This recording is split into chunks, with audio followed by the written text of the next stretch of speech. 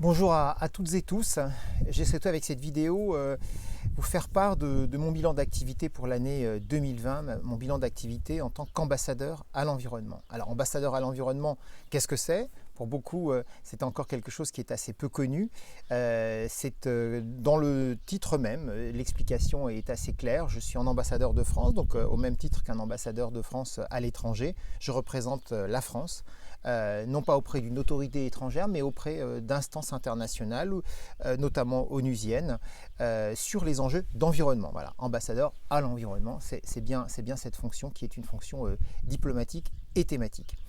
Durant l'année 2020, comme pour tout le monde, comme pour des millions de personnes, j'ai été obligé de rester en grande partie en France, impossibilité pour moi de me déplacer.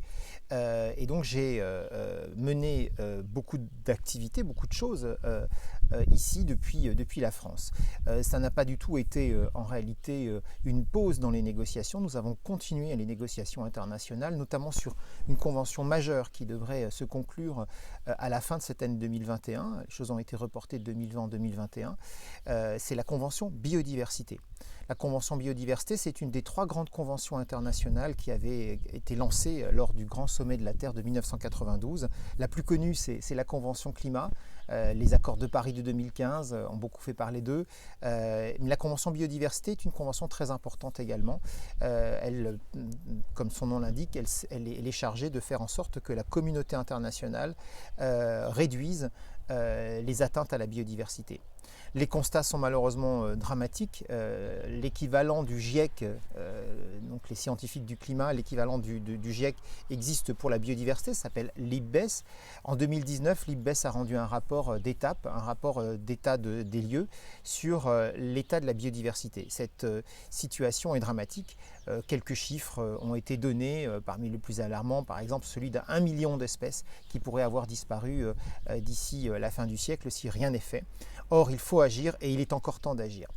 Alors la France porte dans cette convention biodiversité, c'est les négociations qui ont eu lieu en 2020 et qui se poursuivent encore aujourd'hui, la France porte des objectifs ambitieux pour réduire cet impact sur la biodiversité. Un des enjeux sera notamment, et souhaitons-le, que les États, la communauté internationale s'engage à protéger d'ici 2030 30% de la planète. Protéger 30% de la planète sous la forme d'aires protégées, qu'elles soient terrestres ou marines, c'est évidemment une mesure de conservation absolument urgente à prendre pour permettre aux espèces animales et végétales de survivre dans un contexte de pression très très forte des activités humaines. Nous aurons également à nous engager pour réduire d'autres impacts sur la biodiversité que sont les impacts de l'agriculture, donc réduire la déforestation dans un certain nombre de pays au bénéfice de l'agriculture, réduire plutôt dans les pays riches un usage trop important des pesticides, et notamment des pesticides qui sont très nuisibles pour les insectes notamment. Et puis nous aurons à réduire aussi des pollutions, les pollutions plastiques notamment. Nous produisons de plus en plus de plastique et la plupart de ces plastiques sont malheureusement rejetés dans la nature et se retrouvent dans les océans et la situation est aujourd'hui dramatique. Donc ces enjeux-là sont très importants et nous aurons aussi à nous prononcer bien évidemment si nous nous mettons d'accord sur ces objectifs aux moyens que nous mettrons sur la table pour atteindre ces objectifs. Il faudra financer la création de nouvelles aires protégées pour atteindre 30% de protection de la planète. Il faudra financer la réduction des pollutions plastiques. Il faudra financer la réduction des pesticides partout dans le monde. Et puis, il faudra donc organiser, on va dire, une fiscalité différente, plus incitative en faveur des actes qui polluent moins. Et notamment arrêter aussi toutes les subventions et les aides aux activités polluantes que je viens de citer. Les enjeux de l'année prochaine sont donc sur la table. Nous aurons le Congrès mondial de la nature en septembre 2021, du 3 au 10 septembre à Marseille, qui sera une étape clé dans la négociation internationale. Je vous invite d'ailleurs toutes et tous à le mettre dans vos agendas et si vous le pouvez vous y déplacer à Marseille donc en septembre prochain. Donc tous les acteurs de la protection de la nature seront présents à Marseille. Les acteurs du monde entier seront présents à Marseille en septembre prochain. Et bien évidemment, dans la foulée, nous aurons cette fameuse COP en Chine en octobre.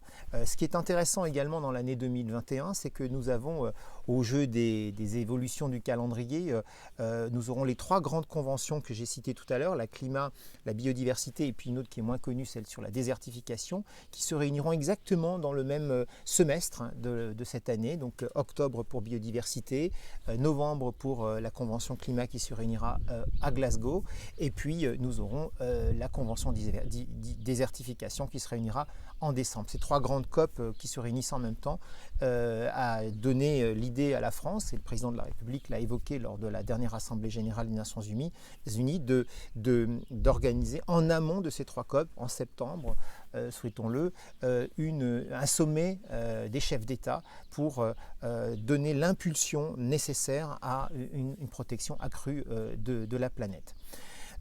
Beaucoup d'autres enjeux sont sur la table. J'ai, pour ma part, durant l'année 2020, consacré beaucoup de temps avec toute la sphère de recherche publique française à répondre à une question clé aujourd'hui qui nous est posée, c'est de savoir s'il y a un lien entre la Covid-19 qui a profondément heurté et chamboulé toutes les économies du monde et la vie de toutes et tous, s'il y a un lien entre cette pandémie, d'autres pandémies qui existent déjà, je pense à Ebola et à d'autres épidémies de ce type-là, qui ont en point commun d'être des zoonoses, c'est-à-dire des maladies qui sont issues du monde animal sauvage et qui sont en écho au constat scientifique qu'il y a de plus en plus de zoonoses depuis une trentaine d'années.